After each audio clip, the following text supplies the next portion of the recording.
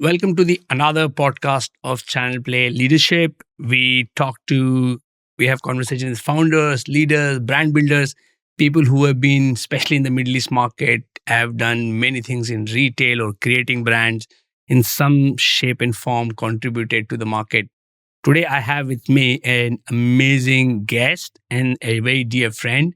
So I have with me Craig Falconer. Craig, thank you very much for joining. You're welcome. Craig is a very dear friend and somebody who saved my life. And this is not a joke. You did save my life in a choppy sea when we were doing a kayak and I fell off the water. I don't know how to swim. And Craig stayed with me till the rescue arrived. One thing good about Craig is always gives gifts of time. So thank you, Craig, always for giving the time. Craig is a professional advertising brand builder, founder of one of the most successful agencies, North 55, for the last 25 years, 30 plus years almost in UAE, lives with his wife Fiona and two amazing sons. He's a strategist, passionate marketer from golf now to pedal. And for a marketer, your LinkedIn profile is very minimalist. 4 different titles, investor, founder, that's about it. So just for everybody's sense, Craig, why don't you start about telling a little bit more about yourself and the brands you've created, business you've built, a little something, and then we dive into what it takes into creating a brand, and we talk about OHMG more, which is the topic of the day. Thanks, Havas. I think in reflection on my LinkedIn account, that's probably a case of the cobbler's shoes story in the sense that it's kind of last on the agenda. I'm very conscious that I'm not great at self-promotion. I'm not great at marketing and PR and all of the other facets that I would normally suggest my clients and brands actually adopt. I've been fortunate that most of my business has been built on a referral network, a strong existing client portfolio that evolves. So I've kind of taken the foot off the pedal a little bit when it comes to self-promotion.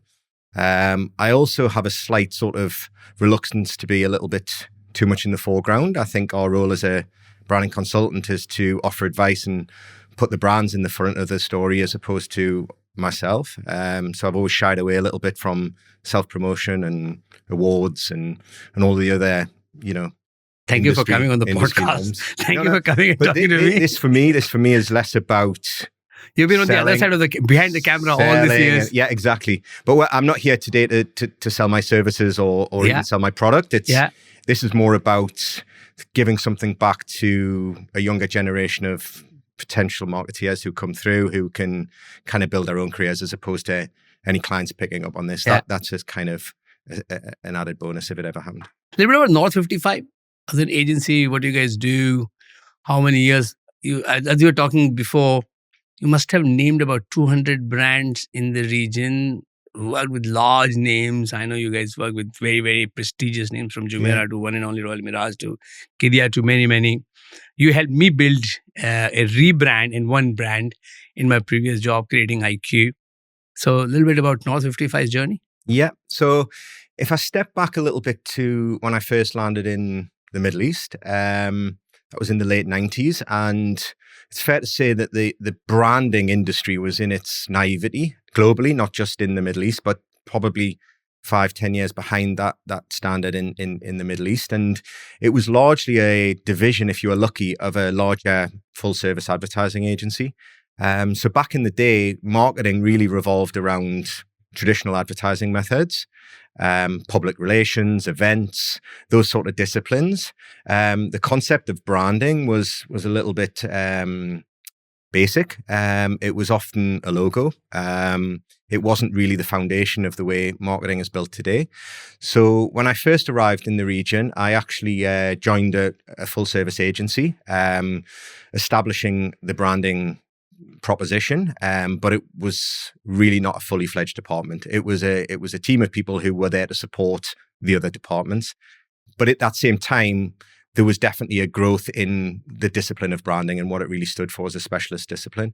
There was also a shift in agencies that I felt was relevant to clients, where they were looking for more specialist advice, less of a full service offering.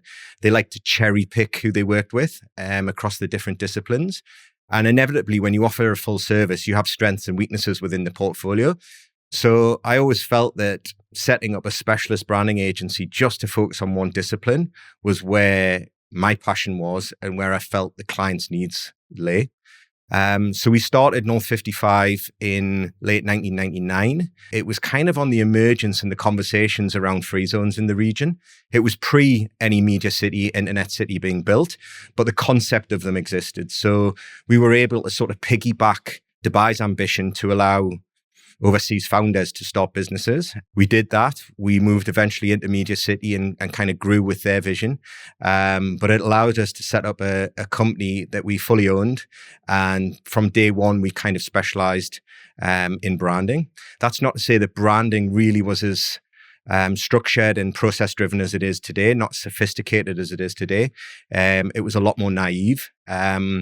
A lot of the work back then was kind of around colors, logos, kind of the maybe naming, a lot of the more veneer level of branding. It's important. It's very important. It's still very important to what we do today. It's very much part of my passion, but it's almost kind of like a stage 2 or a stage 3. But stage 1 and those early strategic foundational bases hadn't really been fully embraced in the region. We, as a branding consultant, saw their value, understood their value, kind of almost did it behind the scenes, but it was difficult to sell and get clients to really embrace. That really level of strategic thought around branding didn't really evolve until mid 2010, something like that. I would say it really got into its flow with the boom of the real estate market here, where brands really need to stand out and differentiate themselves. So we kind of moved into a more strategic-led consultancy about 2010. Many of us, and I'm guilty as charged, when I came to you first about doing a brand, creating a brand, I thought simple as, okay, give me a name, give me a logo. Can you just do that? Can you help me quickly do this? But the process of going through it with you and your team, the values, the system, what we're selling, it took us through a journey. So if you had to simplify a step process of creating a brand for all of us to understand, what goes into, somebody comes with a brief till the time they have their, even a name and a logo and a design and a brand ideology established, what goes on in the kitchen and how do you guide your client? What steps or process journey do you take in a simple step manner? If you can explain. I mean, if I largely break that down into kind of 3 chunks of work, if you like, the first phase we would always see as kind of information gathering, insights. We do that across a series of tools. It can be workshops where clients are a lot more interactive. It can be independent research. It can be third-party research. But it's kind of building a fully informed understanding of the competitors, the marketplace, the product, the service, kind of really getting underneath that industry. You can imagine from a consultancy perspective, we obviously learn and we get familiar with certain sectors, but quite often we're introduced into new worlds that we need to learn and educate ourselves on as well. So there's a foundational space that really evolves around that. In that phase, we would normally formalize our findings, present that back. We like to go through an exercise to establish what we would call white space. I'm very conscious of using terminology that feels a little bit too agency-like. My sort of positioning in any form of life is to keep things simple, but certainly within the branding space, I think there's a danger that branding agencies have overcomplicated this whole process, and it really doesn't need to be complicated.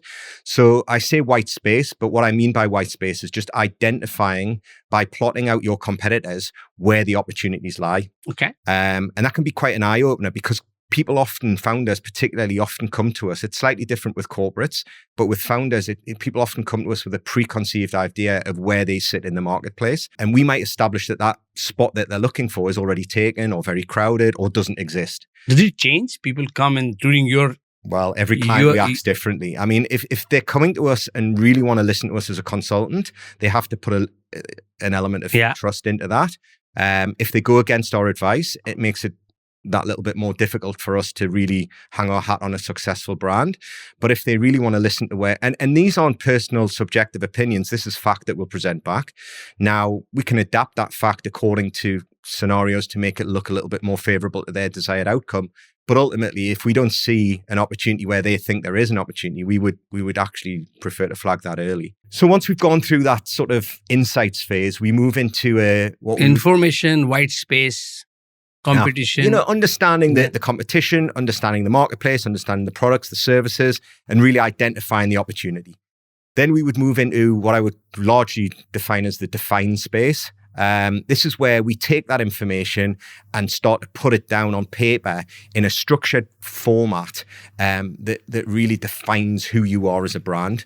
Now, that in brand talk could be anything from values, brand pillars, promises. They're all terms and steps we go through, and every brand has a reason to adopt those different elements of a brand positioning framework, and we tailor that according to the product, the service, or the type of client that we're working to. Some global brands might actually dictate which steps we take. Founders tend not to dictate so much, so we will advise, but there's a series of things we will deliver on that. It can be a long-winded, poetic brand narrative that really plays into communication and messaging. It can be very structured pillars that would feed into brand guest experiences or customer journey. So there's different processes we would do in that defined phase.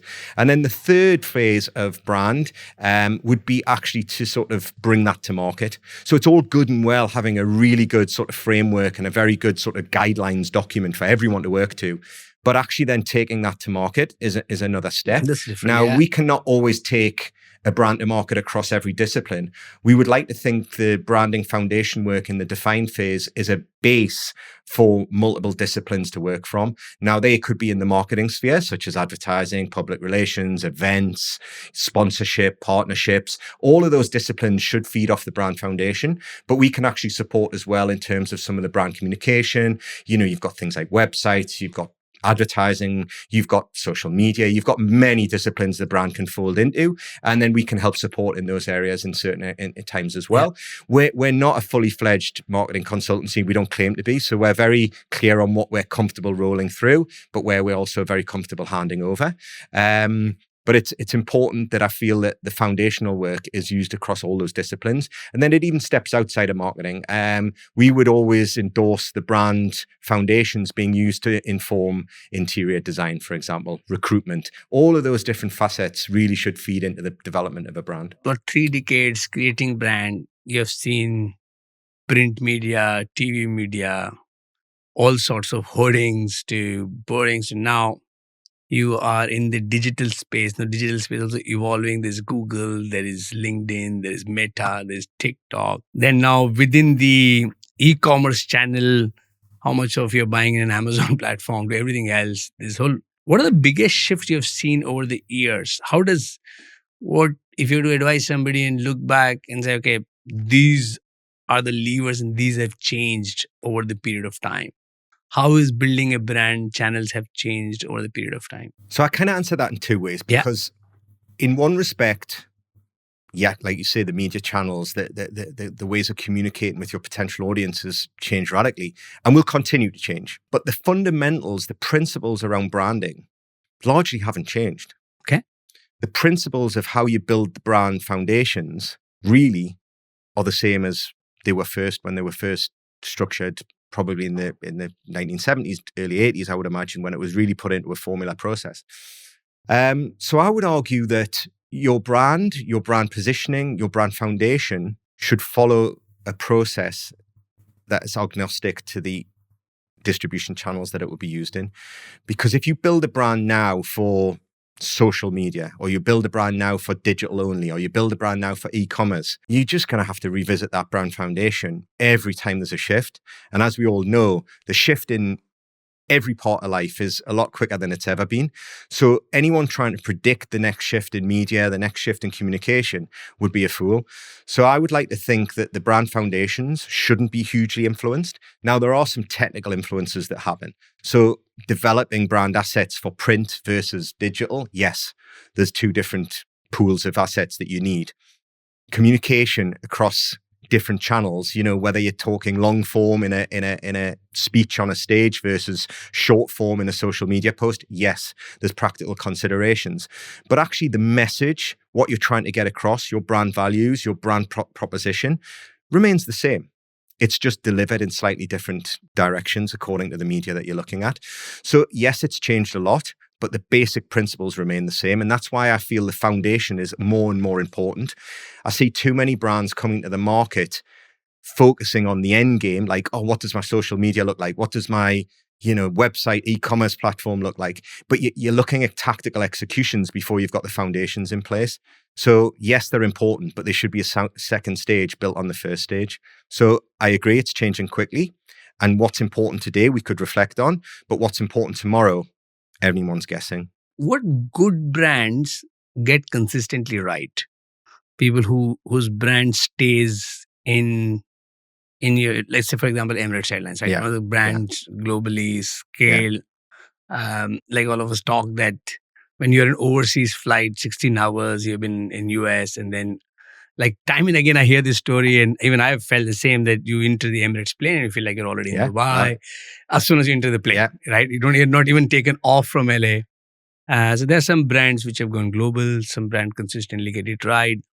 Like right now, locally, Noon is doing a great job, right? Yeah. They're being consistent. They're creating a great brand. And nowadays, you see DP World branding in many places. Yeah. From a local brand's perspective, a good brand, how do they get it right consistently? You've actually answered the question for me there in the word inconsistent or consistency. I think consistency is the bedrock of building a successful brand. Elaborate more. What consistency of what?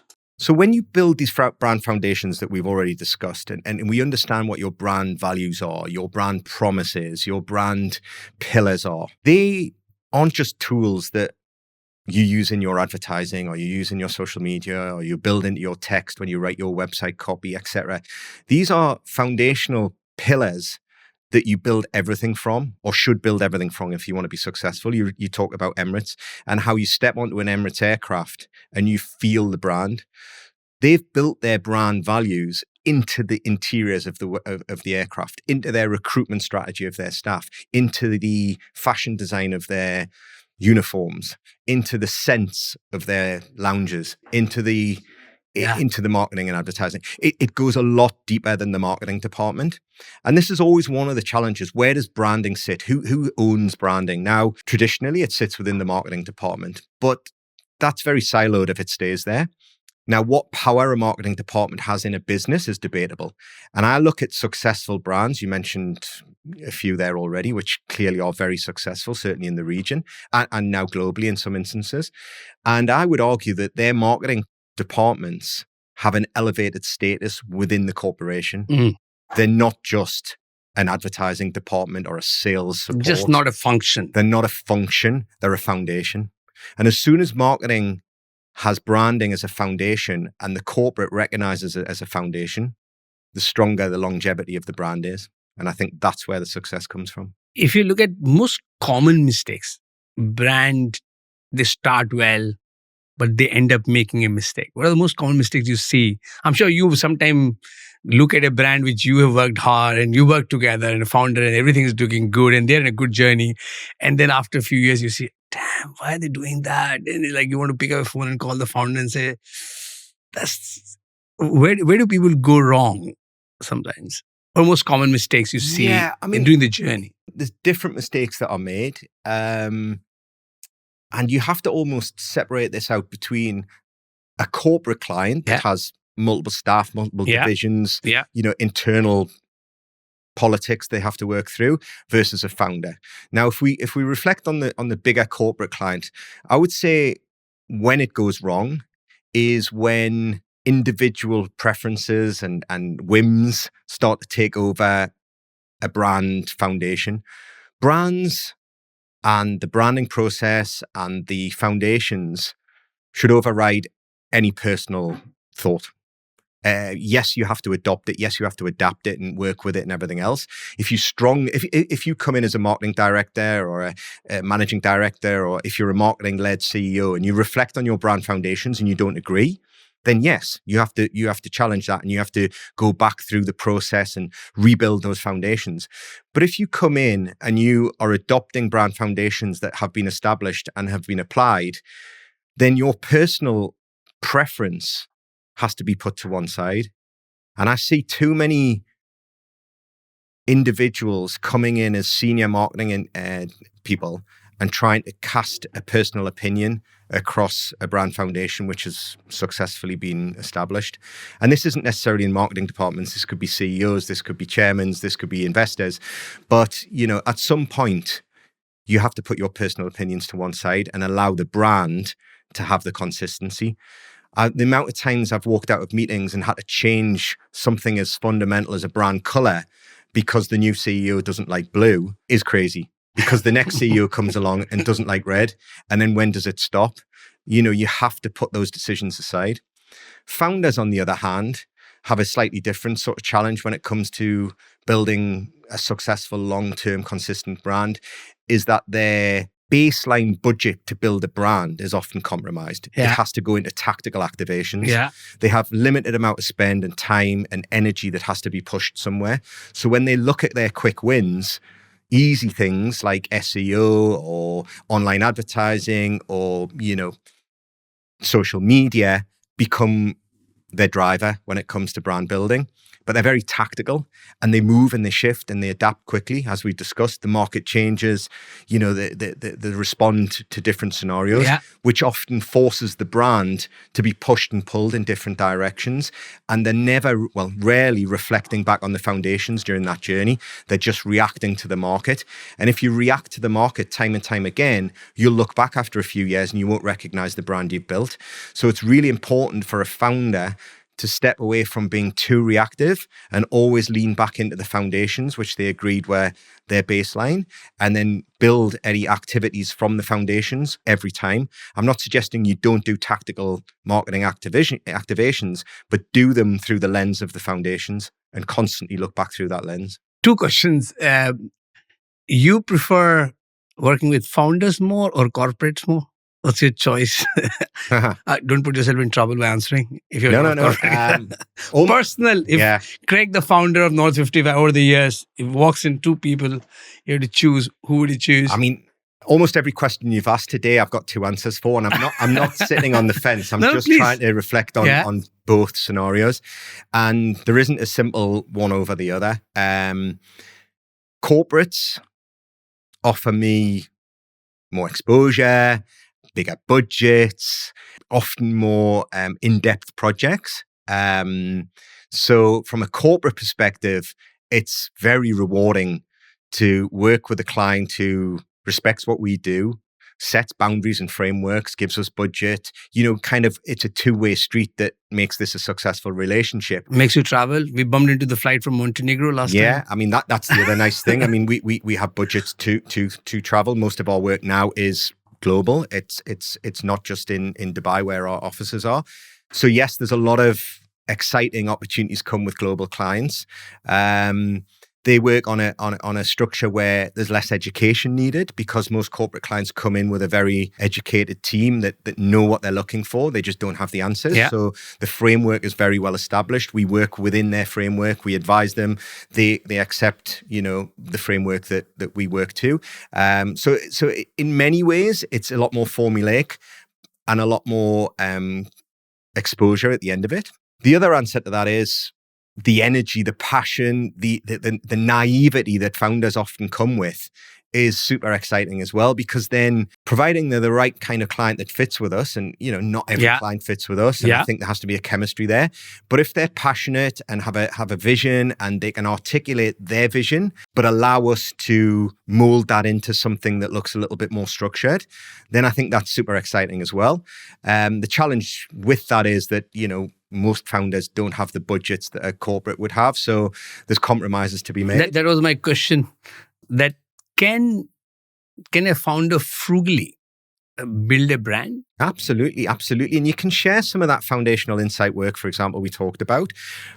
For us to go away and do a lot of competitor research, to do some industry insights, is time consuming and therefore costly. So some of that burden, providing we give a framework, can be passed back to a founder to do in their own time and obviously their own cost.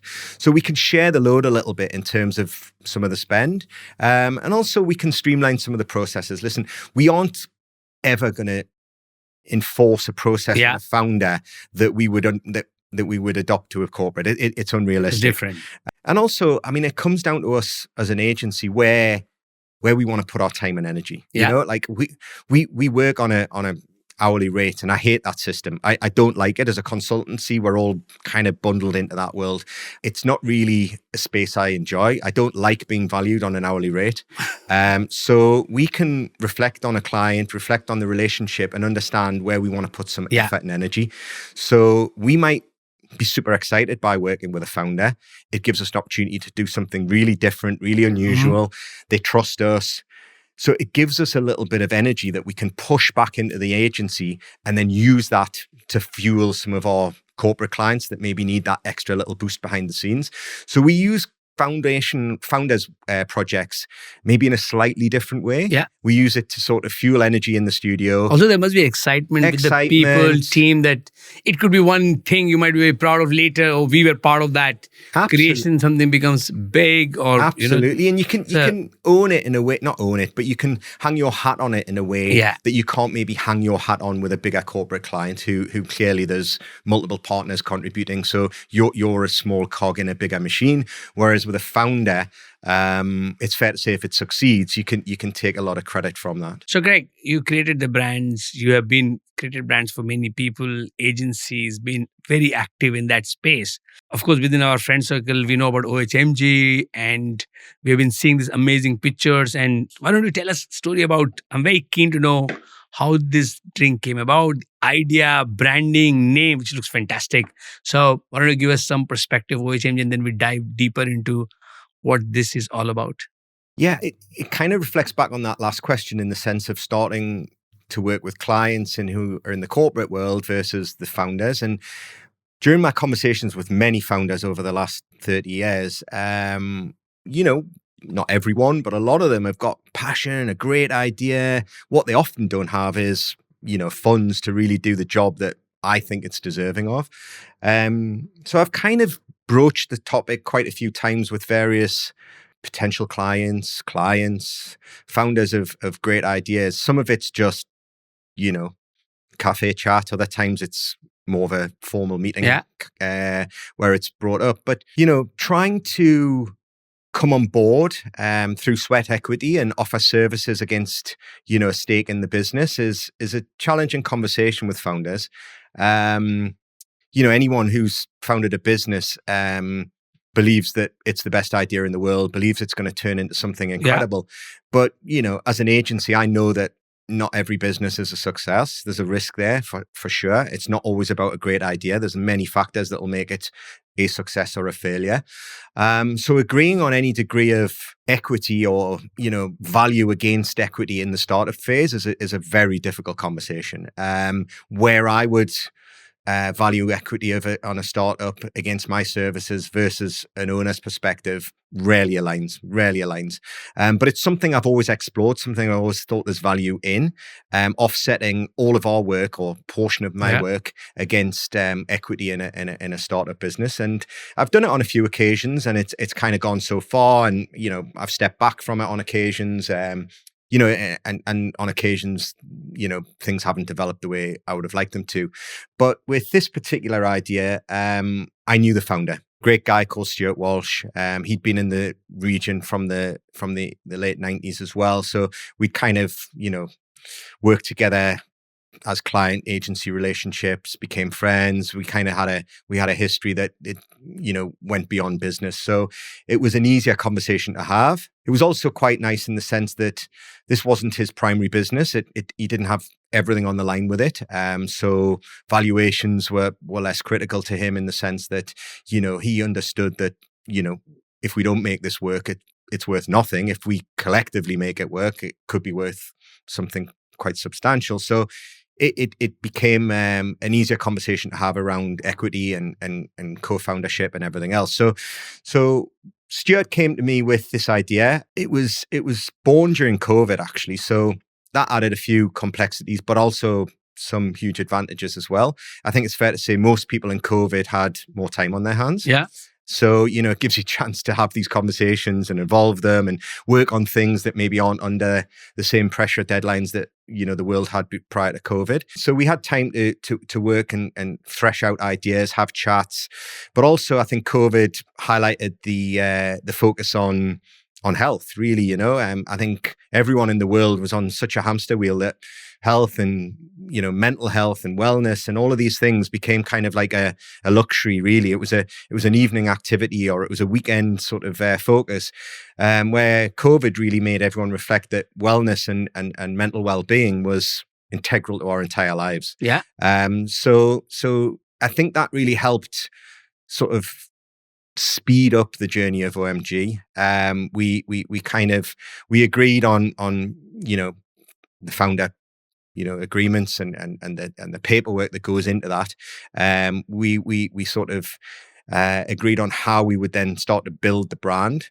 Stuart came to it very much from a ingredient product benefit. He was building out the manufacturing expertise. We hadn't gone as far as retail at that point, but he had the product foundations very much in place. So what did you like about the idea? And tell us more about what is this drink? So what sparked me excitement in it initially was the idea of magnesium as a base mineral. Stuart spoke to me at length about how the ground, the soil, everything else has been eroded over many years. And this goes back into a much deeper conversation that he had with his father-in-law, who was a geologist, and how ground studies for the last 50, 60 years have proven that during, these industrial farming techniques, that a lot of the minerals have been eroded from the earth. And therefore it doesn't come through in your food in the way it needs to for human consumption. So there was already a great sort of need. It's just that need hadn't really been highlighted. Governments clearly aren't going to talk about how poorly depleted lands are. Farmers certainly weren't going to promote the fact that their product didn't deliver the same nutrients and minerals that they once did. Products on the shelf are quite confusing, I think, to a lot of people. There's been a lot of ambiguity around. But beverage category is very crowded, right? So in that, being into in the early category. days, this was less about beverage. This is about how do we get magnesium to the consumer. And it still is today. Beverage is still a vehicle that we will employ, but it's not the only vehicle. Okay. OHMG is a platform to deliver magnesium. It happens to be in a canned beverage product at the moment. It will move into other areas as the brand grows. So if we just looked at it as delivering magnesium to a consumer, that was the initial proposition. So let's establish why and let's communicate why, which is difficult on a limited budget. We have to communicate to the world why magnesium is important. Then we have to deliver to the consumer how your body consumes magnesium, because it's not always consumed in the same way. There's different forms of magnesium. There's different types of delivering magnesium. And, sometimes the liquid form, reacts differently to the solid form, et cetera, et cetera. So there was a science behind this that we had to begin to communicate. And then we had to get into how we should deliver that. So the first delivery mechanism, as you see, is a canned beverage. And then we had to look into how that would work, the support mechanism to that, the flavors, the size of the can, how that would it be sparkling, would it be still, et cetera, et cetera. And all of these have impacts on the ingredients that you put in. It's not my level of expertise. That's where I hand over to my co-founders as well.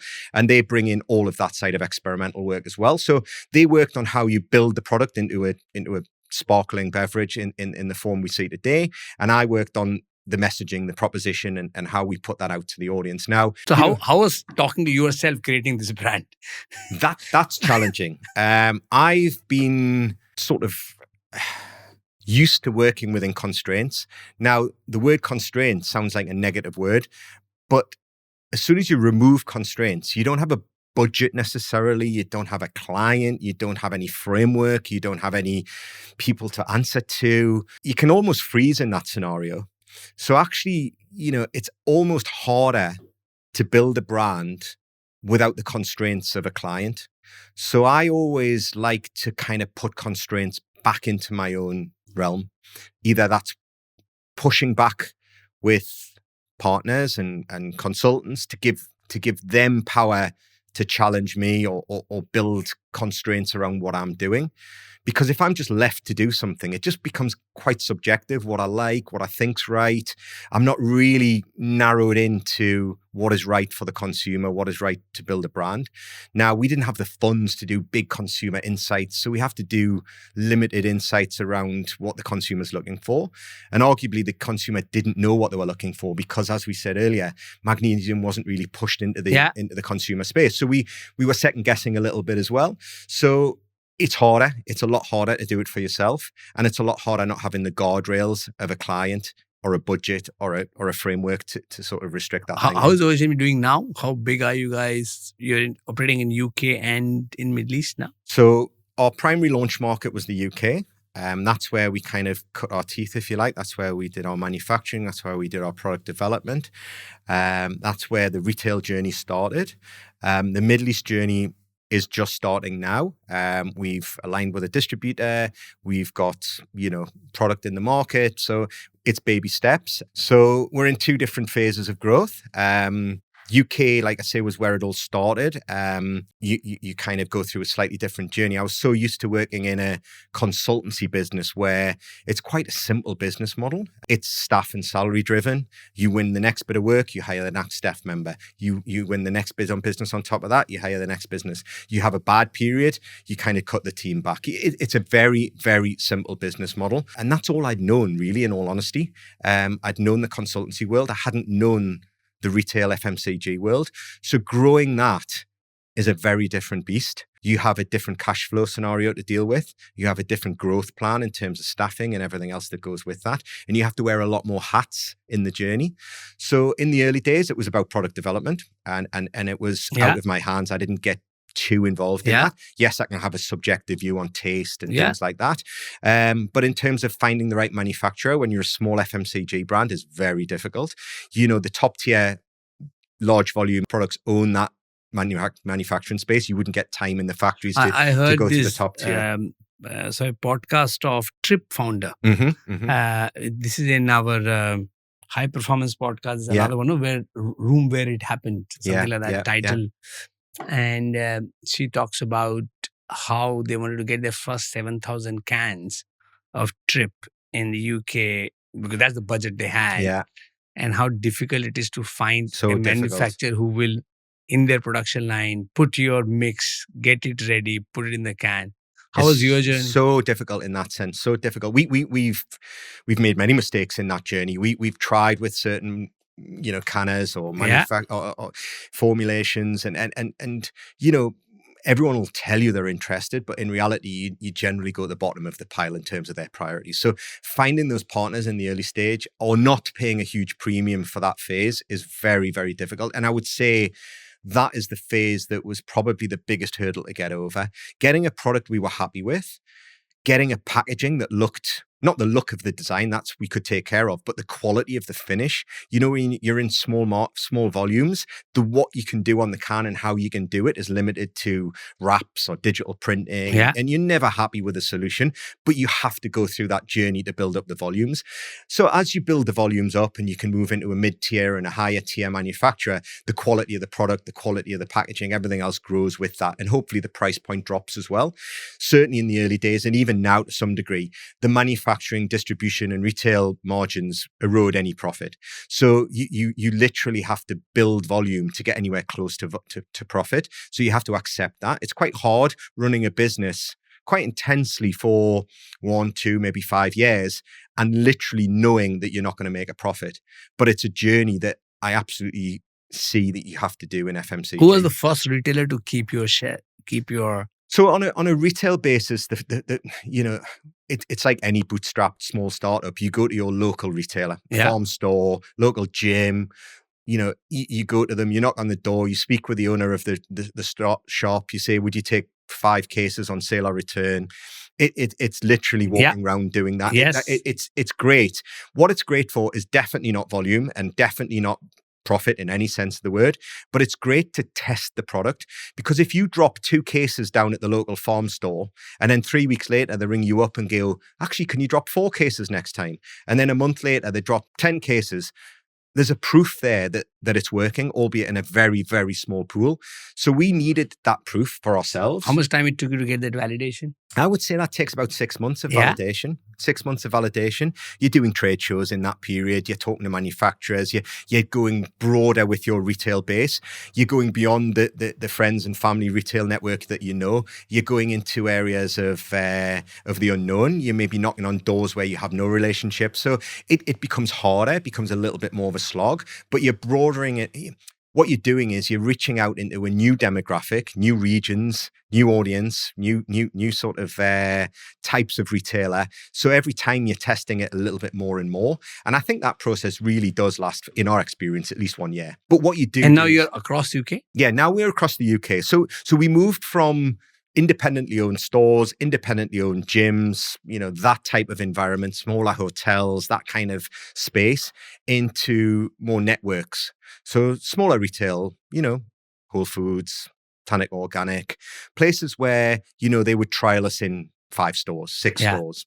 So you're moving into network retail, but you're moving on a limited store network. And again, from their perspective, they're trying to trial that.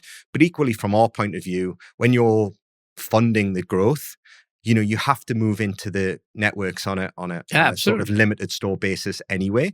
So it's great. You kind of, you distribute to 5 or 6 retailers. And in that sort of step up into those type of retailers, you start to work with distributors and you move into a slightly more professional model. You're no longer dropping cases out the back of your car. So what that does is it forges relationships with distributors who then open doors to new retailers that you hadn't considered. So it becomes more of a team effort at that point. And then from there, you start to move into retail networks that really have national opportunities and you see a real growth there. So we moved from, smaller, well-known retailers, but into names that were really mass market high street.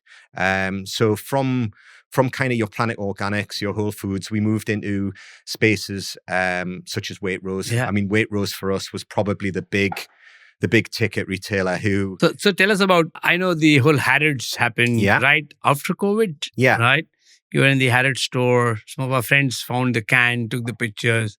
It was a very big fame moment. So OHMG in Harrods. Yeah. And now you are in Waitrose. How's the Harrods journey and how did... Waitrose is also great now. Yeah. I mean, getting into Waitrose and now... Are you available in Waitrose in UAE as well? Not yet. That would be a logical next step for us. Okay. So Harrods was a lovely one from a ego point of view and from a brand recognition point of view. I mean, it has some negativities. We didn't want to be aligned too closely with being They came to you or it was part of the program? No, we approached them. Okay. We approached them through a program they ran as an incubator program. They have a strong, or did have, I believe they still have, a strong buyer program, which is very forward thinking in the sense that they look for brands that are coming to the market that offer something different, that they can get some degree of exclusivity on, that offer a solution to a need that they see within their client base. So we went with quite a strong proposition, which comes back to our brand foundations and our messaging and everything else, and obviously aligned to the product itself. And they liked that proposition. They felt that met what their clients were looking for. We were excited, but also conscious we didn't want to be classed as a luxury product. We have to become mass market. Everybody requires magnesium. It's not just for the rich and famous. So Harrods has a danger associated to it, but it also was a great opportunity. They have an incubator program, or like I said, did have certainly, where they would offer you the opportunity that bigger brands or brands of our size just wouldn't normally be offered. So full shelf takeovers, in-store marketing opportunities. In return, we have to give them a degree of exclusivity within their competitive set for a period of time. So for about 12 months, we had a great relationship. It worked very well. We had shelf takeovers. We did bundled deals. We had gondola ends. We had in-store promotions. We had taster days. And it was all done on the back of their incubator program. So you did everything what a beverage brand would do. All the things a beverage brand would have to spend millions on, we did on a shoestring budget. And it was amazing. And it was amazing. What it didn't give us was national coverage. Yeah. It's very So how does limited. OHMG went to national coverage? So, but you have to build all these stories up. So you build a deck that talks about how your local farm store repeat orders and how the local customer, and you get some testimonials, you build up some trust pilot reviews. You show a retailer that there's a consumer demand. Then you explain that you can work with distributors and you can work with the smaller, more regional retailers and how their repeat orders are growing and how their trust pilot reviews, their consumer feedback is, how their in-store promotions went. So you can build a deck, much like I've explained to you today, how that story evolves. You also have to have buyers who can see beyond just the profit margin or who are you going to push off the shelf to put on the shelf. I think that's a slightly old-fashioned way of looking at it as a retail buyer. I think you have to look at what your customer is demanding from you and where the gaps are on your shelf and how can we fill that gap and how can we find brands that kind of would enhance our proposition as a retailer.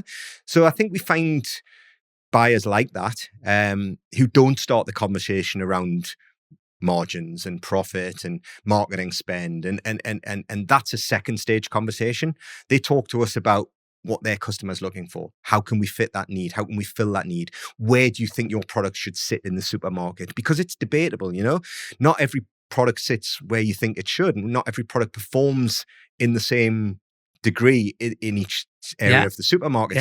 So yes, there is a carbonated canned drinks aisle in a lot of supermarkets. Is that right for a functional health drink? I mean, how do you choose? Do you want to be next to Red Bull? Do you want to be next to Coca-Cola or Pepsi? Really challenging. Or a Gatorade or a protein shake?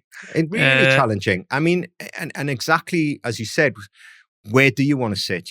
There's a lot of eyes and a lot of volume in the Coca-Cola aisle. But does it really suit our needs? Can we compete on a price comparison? Doesn't offer the same solution. Do we sit in the health aisle, which, yes, price starts to align, the proposition, the messaging starts to align. Does it get the volumes? Maybe not. So, it's debatable where you sit. And selfishly, I'd love to be scattered all around the supermarket. Yeah. Beside the checkouts, in the meal deal section, alongside some of the other. That's not easy as well. That's not easy. Gondola. Big malls are a big rental space. Yeah, absolutely. Gondola, promotional ends. So everyone will give you a different strategy. Everyone will give you a different need. You have to work. They have to work with you, and you have to work with them. It's like anything in business. If it's not collaborative, it won't work for anyone. So if we find buyers and retailers that are collaborative, they want a new proposition. They want a proposition they currently don't fill. They want to work with a brand that gives them an advantage over another retailer. They're flexible on where the product could sit and how the product's used in store. Then that's where we'll succeed, and that's ultimately where they'll succeed. So yes, it's difficult, but that's the sort of people we work with, and I think that's what we found with Waitrose. They were not committed to nationwide from day one, but they were committed to trial it in certain stores. They were also committed to try it out in different formats. Do we sell it as a single can? Do we do it? It's a great partnership. Do we do it in 4 cans? We experimented with them based on their advice as well, based on what the competitors, what the different products were doing in the marketplace. There's different ways of putting a product to market. So we didn't know the answers. They were trialing it. So we worked with them. We were flexible. They were flexible. We placed the product in different areas of the store to see how it performed. So it was a huge learning curve for us, but also they were prepared to play that game as well. Fabulous. So it was fantastic. So we went from trial stores to a larger proportion of trial stores. And then, the ambition is you go nationwide. So when do we have able to buy the drink in the local markets? Now that you have a distributor here, so OHMG is going to be available in UAE and hopefully Saudi soon as well? Yeah. So the region is definitely including Saudi as well. So our distributor has got pallets on the way now. So it's en route. So the product will be in market. We're actually going through some of the licensing, around, product acceptance, where it sits in the marketplace. It's a difficult one sometimes to navigate because we are kind of a challenger brand in the sense that what we're offering doesn't necessarily slot into a conventional category. So, we have zero sugar, for example. So we need to work hard to avoid any sugar category and sugar taxation that goes with that. But carbonated canned drinks, naturally fall into a sugar tax category. So you have to navigate those conversations, but you equally don't want to push too far into the medical realm where it's a different league. There's a fine balance. Fine balance. So we're kind of navigating that balance between, a carbonated sugar drink that we've all been familiar with and a medical product that would be a specialist degree of licensing. How much of you are online versus offline? Primarily offline. Yeah. And I think that's a symptom. Do you sell, but have you not tried doing online sales here in the region? Yeah, we're currently on Amazon as we speak. And Amazon would still be our primary online platform in the UK, but we're also with Health and a few of the other big, MyProtein, for example, a few of the other big online retailers we are represented and we do relatively well. The product itself isn't naturally suited to e-commerce. It's heavy in terms of distribution. It's not the ideal e-commerce product, so we have to absorb a lot of margin within distribution, and that becomes challenging. But it's equally good to have an e-commerce presence. We have our own e-commerce platform, which is great for brand building and great for sampling and great for first time experiences. But it's never going to drive us the volume we need. So yes, e-commerce is important, but I still feel the old-fashioned bricks and mortar retail is kind of where our volume sits. Fantastic. Now that we're at last 2-3 minutes of the hour, so good luck for your OHMG journey. Thank you. I think this is going to be interesting. And any help you need on merchandising, retail operations, I'm a call away. Channel Play does that a lot. We help companies merchandise our products across the shelves. We're doing a lot of work in UAE and Saudi for our clients, so happy to help. Any advice to new founders? You've been in this game, and both from what's changing in UAE and KSA as a market, and if I'm creating a brand. So advice to founders creating new brands, new logo, entering UAE and KSA, how these markets have evolved, and how would you advise them? From a founder getting into branding, I think one of the risks you take is, and everyone kind of falls into this trap a little bit, is that we're so busy doing what we do, and particularly in the consultancy spaces, that you find yourself in an office, long hours in front of a computer, and you find yourself in this bubble. But as we know, the world doesn't really live in a bubble, and there's many factors that will influence the success of your service, product, business as it grows into the world.